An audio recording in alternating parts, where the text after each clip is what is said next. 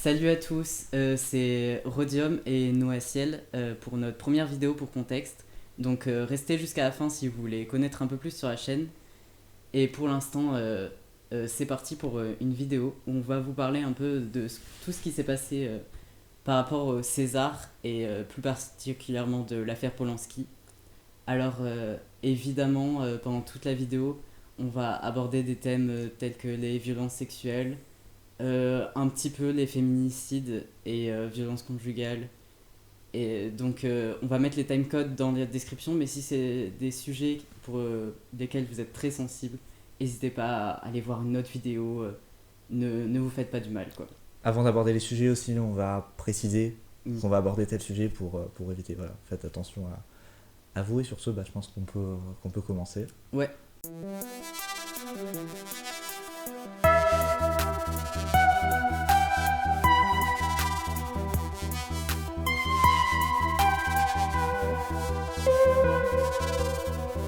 Le 28 février 2020 avait lieu la 45e cérémonie des Césars dans la salle Pleyel à Paris. Cette cérémonie était présidée par Sandrine Kiberlin, qui exprimait dans son discours d'introduction que cette cérémonie ouvrait une nouvelle ère. Ce soir, c'est ici que les artistes ont voulu témoigner d'une époque révolue. On en est plus que très très loin, puisque la cérémonie des Césars, plus que jamais, célèbre une vision du cinéma et une vision de l'art toujours plus archaïque et dégoûtante. Le César de la meilleure réalisation est attribué à Roman Polanski pour J'accuse. Dans cette vidéo, on va évoquer, on l'a dit, plusieurs sujets qui peuvent trigger certaines personnes et d'autres sujets dont on n'est certainement pas les personnes les plus compétentes pour en parler. Je pense notamment aux questions de racisme qui entourent Vincent Cassel et au discours d'Aïssa Maïga. C'est probablement pas nous qui en parlerons le mieux. On va mettre dans la description des liens, mais c'est important d'en parler, mais on va pas s'attarder dessus. Puisque c'est pas notre rôle. Pour résumer l'affaire Polanski, Roman Polanski déjà qui c'est ? C'est un réalisateur de films d'auteur, avec d'énormes guillemets, qui connaît sa période la plus prolifique entre la fin des années 60 et le milieu des années 1970. Il est accusé par 12 personnes de viol entre l'année 1970 et l'année 1983, ses victimes étant âgées à l'époque des faits de 9 à 28 ans. Les premières accusations tombent dans les années 80 par une victime ayant à l'époque 13 ans. Polanski purge un peu moins de 3 mois de prison avant de fuir les États-Unis pour se réfugier dans les 3 seuls pays refusant de l'extrader aux États-Unis, la Suisse, la Pologne et la France. Dans les années 2010, alors que de nouvelles accusations ressortent, une liste de personnalités signe une pétition en soutien à Roman Polanski. Parmi ces personnalités, on trouve Harvey Weinstein, mais aussi d'autres personnalités plus surprenantes, David Lynch, Guillermo del Toro ou encore Xavier Dolan. Polanski bénéficie d'un énorme soutien dans le milieu médiatique et dans celui du cinéma français qui n'est jamais le dernier quand il faut défendre des violeurs et des pédocriminels. Ce qui est très contesté et contestable, c'est que Roman Polanski réalise J'accuse, un film sur l'affaire Dreyfus, dans lequel il s'identifie à la victime la plus connue d'une injustice dans l'imaginaire populaire français. Dreyfus, c'est la victime injustement blâmée, et surtout la victime blâmée par l'antisémitisme et uniquement par l'antisémitisme. Il y a un sophisme que sortent beaucoup de défenseurs de Polanski, c'est qu'on l'accuserait de viol par pur antisémitisme, ce qui est une insulte flagrante envers ses victimes en fait.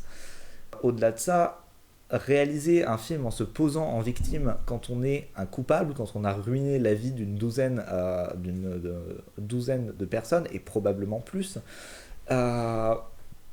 c'est d'une indécence et c'est d'un cynisme absolu.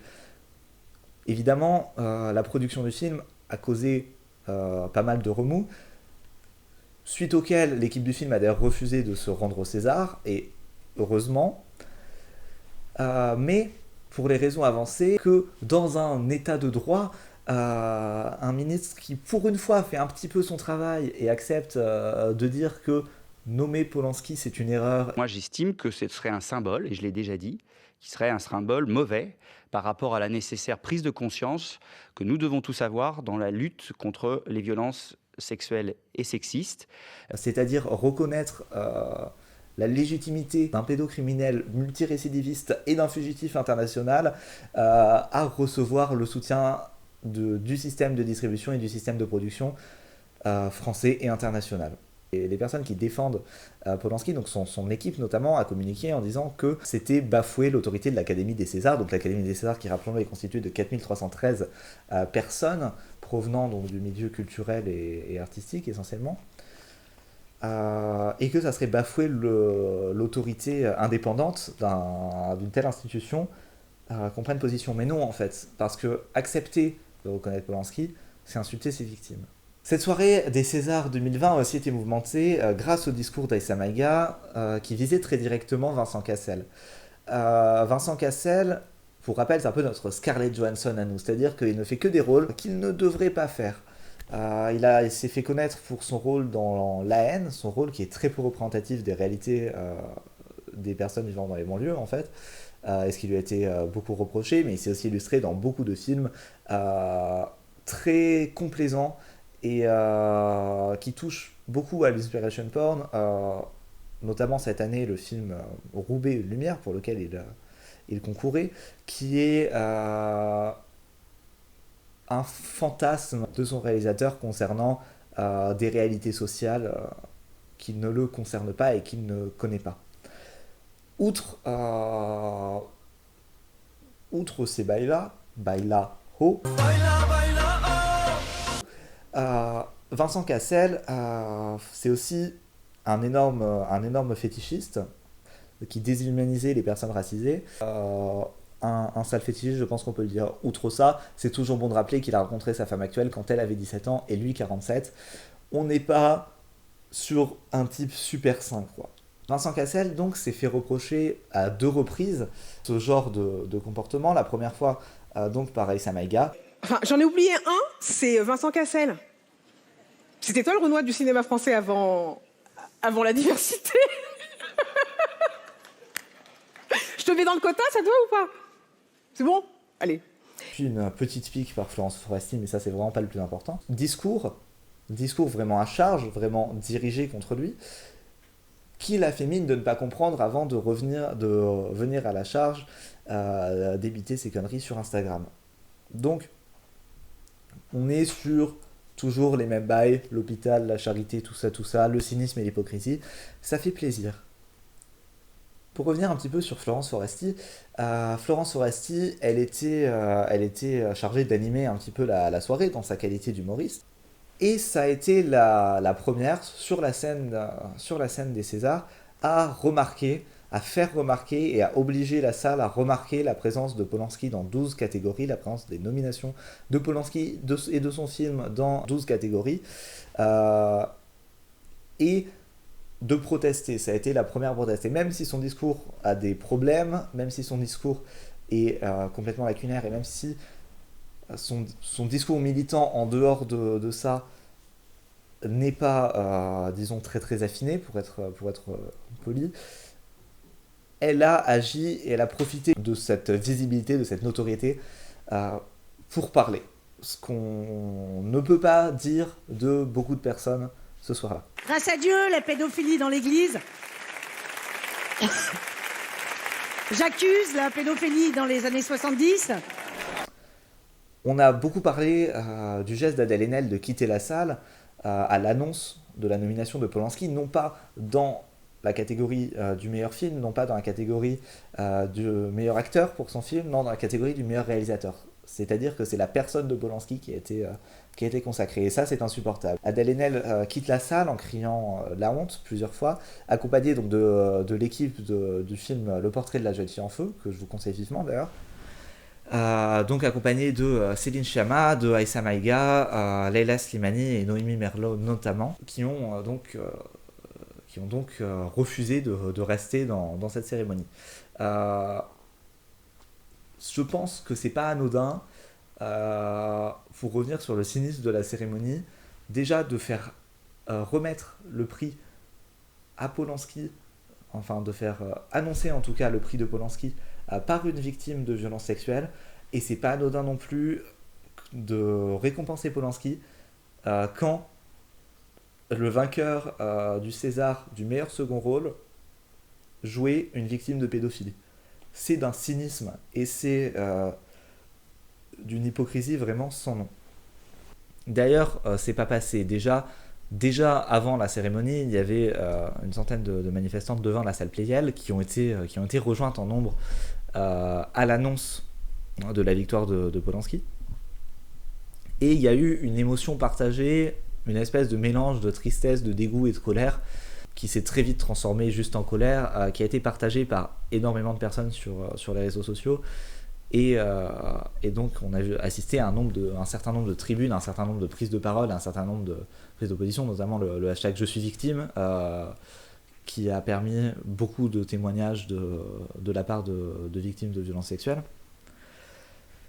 Et donc ça montre que malgré Polanski, malgré les Césars, on ne va plus se taire et on va plus se laisser faire non plus. Ce qui est intéressant dans la défense dont a bénéficié Polanski, c'est que Polanski se place en victime et les personnes qui le vont défendre vont se placer en victime. Par exemple, Isabelle Huppert, qui le défend comme son ami et qui dit, je cite... Je comprends que tout le monde n'est pas d'accord, mais vive la liberté. Le plus important, c'est sans doute la liberté. Bah non, violer des gosses, c'est pas la liberté, non. Il y a un moment, ça paraît basique, hein. Ça paraît quelque chose sur lequel tout le monde va être d'accord, mais on en est très très loin. Et au nom de la liberté d'expression, au nom de plein de belles choses, de beaux principes républicains, on ne peut pas laisser passer des choses aussi atroces en fait.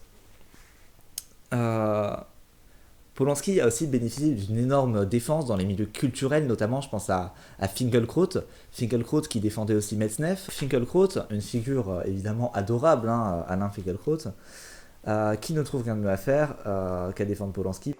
Cette jeune fille qui avait en l'occurrence 13 ans et 9 mois, je dirais une chose, elle n'était pas impubère, elle avait un petit ami, elle a eu cette relation avec Polanski, il a été accusé de viol. Elle a aujourd'hui, elle s'est réconciliée avec lui. Et en fait, c'est assez amusant, pas du tout, mais quand on voit les soutiens de Polanski, on se rend compte qu'il s'agit essentiellement de personnes appartenant ou ayant appartenu à un système de production. Je pense par exemple à Brigitte Bardot, à Isabelle Huppert, à Fanny Ardant, à Jean Dujardin, et évidemment à Alain Finkielkraut, qui vont appartenir à un système et un système de pensée extrêmement conservateur, et surtout dans lequel les faits, si ça ne les atteint pas, ne vont pas atteindre le reste. C'est une logique qui est extrêmement égoïste et qui va les placer en seul intérêt, et c'est pour ça qu'ils vont sortir, mais on va revenir dans la deuxième partie de la vidéo, qu'ils vont sortir des grands séparés l'homme de l'artiste, puisque eux peuvent ne pas se sentir concernés, mais c'est pas le cas de milliers de personnes. Récompenser un violeur, c'est cracher sur toutes les victimes de viol en fait. Donc face à tout ça, on retrouve pas mal de gens quand même pour défendre Polanski. Et si on a quelques-uns qui vont jusqu'à défendre ses actes, en général, l'excuse qu'on retrouve le plus souvent, c'est il faut séparer l'homme de l'artiste. Quand on le récompense, quand on va voir ses films, etc., c'est pour l'artiste, le réalisateur, et pas l'homme qu'on le fait. Et donc, partant de ce postulat, on peut aller féliciter les œuvres qu'il fait et féliciter son talent, mais attention, quand on lui remet des prix, on remet des prix à l'artiste, mais pas à l'homme qu'il est. C'est ce qu'on entendait déjà pour Kanta, pour Johnny Depp, pour Michael Jackson, pour plein de personnes à qui on a reproché d'être des pédophiles, des agresseurs, des violeurs, etc. Mais le problème avec cette excuse, et ça me paraît tellement évident que j'en reviens pas pourquoi je suis en train de rappeler ça, c'est que l'homme et l'artiste sont une seule et même personne.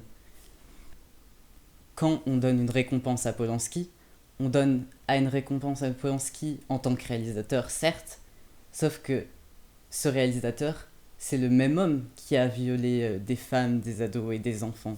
C'est le même homme qui se tient debout sur scène en train de recevoir son prix. Et les victimes, la personne qu'elles voient sur scène, elles voient leur violeur, elles voient certes le réalisateur de J'accuse et d'autres films, sauf que c'est exactement la même personne physiquement, et son identité, elle n'est pas craquelée en plein de morceaux. Je veux dire, d'ailleurs, ça peut aller jusqu'à être retranscrit dans les œuvres, comme là où il dit qu'il s'identifie à son film. C'est le réalisateur et l'agresseur ne sont juste pas deux personnes qu'on peut séparer. Donc en plus de ça, il y a un autre problème posé par cet argument, c'est qu'il ne marche que dans un sens. C'est-à-dire que le privilège de séparer la personne de l'artiste, on le donne donc à Polanski qui est un violeur, mais on ne le donne pas à ses victimes ou aux victimes de manière plus générale. Dans le sens où les femmes, je dis les femmes parce que c'est quand même le plus souvent des femmes dans ces situations, ne vont pas avoir le privilège de pouvoir parler parce que ça va mettre leur carrière en danger. Elles vont passer pour des personnes qui causent des problèmes, c'est à elles qu'on va demander des preuves, et surtout on va pas pouvoir détacher ce qui leur est arrivé de l'actrice qu'elles sont. Et elles vont avoir cette étiquette de victime / accusatrice posée sur elles et qui sera au-dessus d'elles pendant toute leur carrière. Pour rappeler une seconde, l'affaire dont on parle beaucoup, l'affaire Adèle Haenel. Elle est interviewée. Si, c'est très important. Notre sujet, c'est Polanski. Et en plus de ça, souvent pour les accusés de mensonge, on leur reproche de continuer à travailler avec le réalisateur, qui serait donc un agresseur. Et encore une fois, dans cet argument, on l'utilise en ne séparant pas l'homme de l'artiste, ce qui évidemment est absurde, même si elles ont toutes leurs raisons de vouloir protéger leur carrière et de continuer à bosser avec eux. Mais c'est juste pour remettre en avant le fait qu'on ne veut séparer l'homme et l'artiste que quand ça va dans le sens de notre argumentaire, en fait.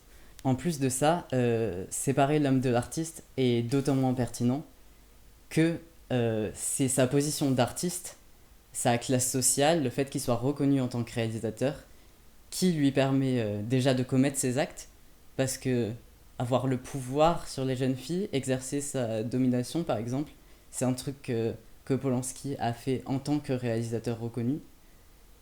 Et en plus de ça, d'être protégé par le reste de sa classe, et pas seulement par le reste des hommes, ce qui se passe à chaque fois qu'un homme est accusé de violence contre les femmes, mais aussi par la bourgeoisie en général et le milieu du cinéma là plus particulièrement, qui veulent protéger leur image et protéger leurs petits chouchous au nom de leurs valeurs évidemment misogynes. Une autre raison pour laquelle on ne peut pas séparer l'homme de l'artiste, c'est simplement parce que une des seules manières d'atteindre la personne coupable, en fait, puisque la justice, évidemment, la justice dysfonctionne, la justice est très loin d'être compétente, ne serait-ce que le système de prescription qui fait que Polanski, en tout cas en France, s'en tire aujourd'hui et pourrait s'en tirer aux États-Unis malgré le fait qu'il soit un fugitif international. C'est le boycott. Et cette solution de boycott, elle nous rappelle tout simplement que l'artiste et le coupable sont la même personne et que porter atteinte à l'un, c'est porter atteinte à l'autre. Et aussi, en fait, l'artiste va vivre de son travail et c'est la même personne. Donc, c'est-à-dire que en permettant à ces gens de travailler, en fait, c'est un système entier, en fait. C'est le système de distribution, c'est le système de production qui permet à ces gens de subvenir à leurs besoins malgré le fait qu'ils auraient dû, qu'ils devraient pas en fait, qu'ils devraient pas en être capables et qu'ils devraient être confrontés à la justice. Et donc, même au nom de d'accord, c'est un criminel, mais bon, il fait des bons petits films, alors ça va, j'imagine. Non, lui donner de l'argent, permettre qu'il obtienne de l'argent, c'est aider en fait à vivre. En plus, vu leur fortune, ils en ont pas forcément besoin, hein. C'est aider les coupables à vivre et à s'acheter des avocats, à s'acheter des personnes pour communiquer, et donc qui vont pas du tout avoir la même relation face à la justice, puisqu'on ne le dira jamais assez, la justice, elle est très loin d'être égale selon le milieu social. Et Donc en fait, on a une sorte de complaisance et de complicité. Je dis pas que c'est le cas de toutes les personnes qui n'ont pas eu le courage d'Adèle Haenel, qui n'ont pas eu le courage de Céline Sciamma, d'Aïssa Maïga, de Lalia Slimani et des autres qui sont partis. C'est pas des... Je dis pas que ces personnes-là n'ont pas eu de courage, parce qu'il y a probablement des gens qui ont été victimes, qu'on j'avais parlé, et qui n'ont juste pas pu se lever. Il y a des gens qui regrettent de ne pas s'être levés, de ne pas être partis, mais en fait, toutes les autres, Fanny Ardant par exemple, qui réassurait son soutien à Polanski, toutes ces personnes-là sont complices en fait des actes qu'ont subi les victimes. Toutes ces personnes-là se rendent complices, et par cette espèce de complaisance et par cette tolérance de l'horreur au nom de oh mais il fait des bons petits films, c'est quelque chose qui est inacceptable et qui doit disparaître et qui doit être détruite. Et c'est pour ça qu'en fait, déjà, bon, on le sait, le système de production et de distribution du cinéma et de l'art en général est parfaitement moisi, hein, entre la menace sur les productions indépendantes et le rapport de force qui n'est pas du tout le même, le fait que la misogynie du milieu, il y a énormément de problèmes dans ce milieu-là, mais là, on touche à un domaine qui est absolument gravissime. Et il est gravissime parce qu'il a un impact sur des vies. En fait, il ruine des vies. C'est quelque chose on ne peut pas prendre à la légère la nomination de Polanski. Il y a beaucoup de gens, et curieusement, c'est beaucoup d'hommes qui défendent Polanski. Je dis curieusement, mais en fait, c'est pas du tout curieux, puisque c'est des personnes qui vont se permettre de ne pas se sentir concernées et qui vont demander une sorte d'universalisme du traitement, un truc très naïf, mais qui n'est pas acceptable parce que, encore une fois, les actions des gens ont des conséquences, et en fait, à supporter quelqu'un qui a ruiné autant de vies, et c'est un message très très clair qui est envoyé. En conclusion, on peut dire que cette cérémonie, c'était une grosse blague pour tous ceux qui disaient qu'on était post-MeToo, et en particulier ceux qui pensaient qu'on pouvait déjà plus rien dire, que le comportement du gouvernement a été catastrophique. C'est un film qui a été subventionné, entre autres, par le gouvernement. On a eu des réactions qui allaient plutôt dans le sens d'être contre Polanski, mais à côté de ça, il y a Édouard Philippe qui dit qu'il va aller voir ce film avec sa famille, donc on n'est pas non plus sur quelque chose d'acceptable. Donc l'irrespect qui a été fait contre les victimes pendant cette cérémonie est juste indéniable et juste inacceptable. Et à côté de ça, on a eu des réactions qui, pareil, du côté médiatique, on n'a que très peu relié la parole des militantes. Et on a juste le fait qu'on ait eu du mal à trouver les noms de celles qui se levaient, etc., montre que, de manière générale, il y a encore beaucoup trop d'acceptation des violeurs et des agresseurs dans le milieu de l'art et du cinéma, et pas assez de dénonciation et de soutien pour les victimes de violences sexuelles. En fait, ce qui s'est passé en 2017 avec MeToo a été considéré comme un grand mouvement de libération, et ça a été considéré par des milieux très peu militants comme le mouvement, ça y est, il y a un avant et un après. Mais en fait, ce qu'on nous dit là, le message très clair qu'on nous dit, c'est non. Non, le patriarcat vous emmerde toujours. Vous avez des vécus traumatiques et on a ruiné vos vies, allez vous faire foutre. On préfère regarder un bon petit film, quand bien même son sous-texte est parfaitement gerbant, et ses conditions de création aussi. Et on est loin d'être dans quelque chose d'acceptable, puisque, comme dit, c'est un film qui a été subventionné par des institutions qui sont publiques, qui sont du domaine du public, et on a derrière un gouvernement qui dit faire des violences sexuelles la grande cause du quinquennat, et grand coup de Grenelle et de numéro vert. Donc on n'est pas dans quelque chose qu'on peut laisser passer, on n'est pas dans quelque chose qui peut laisser faire. Plus que jamais, on ne peut pas laisser récupérer le mot les termes militants et surtout le terme de féminisme par les institutions et les personnes qui vont pouvoir laisser passer cette sorte de choses. Et on le répétera jamais assez, il y a un seul instrument pour séparer l'homme de l'artiste. La guillotine. Clac.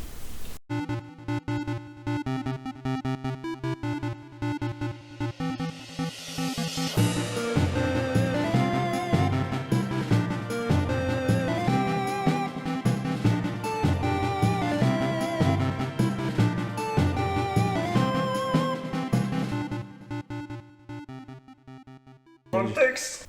Du coup, c'est quoi le contexte? Alors, contexte, on est une toute nouvelle chaîne. On va parler ici, donc, premièrement déjà de militantisme, que ce soit du militantisme LGBTI ou du militantisme anticapitaliste ou du militantisme féministe. Voilà, ça va être coolax. On va aussi donner des tips pour les personnes LGBTI notamment, parce que c'est sympa, un peu d'entraide. Et on va aussi parler de culture et de militantisme, du rapport entre notamment la société et la culture. Alors, je ne sais pas si vous le savez, dans Dernière Nouvelle, on vit dans une société. Et donc, voilà, moi c'est Rhodium, donc ça va plutôt être mon truc de parler de la culture et tout ça. Qui te lance? Allez, moi ça sera plutôt, donc j'ai parlé un peu donc ce qui est cinéma et représentation, du coup ça sera aussi dans le cadre de la culture. Et sinon, le plus souvent, je suis derrière la caméra, derrière le PC, tout ça. Voilà. Mais moi, c'est Rox. Ok, moi du coup c'est Noaciel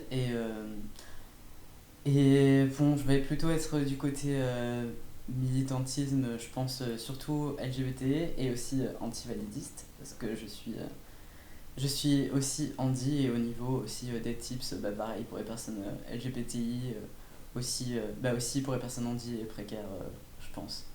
Du coup, petite précision, dans la description, vous pouvez trouver le lien donc, du Twitter de la chaîne, mais aussi de notre chaîne Twitch personnelle à Rox et moi, et nos Utip.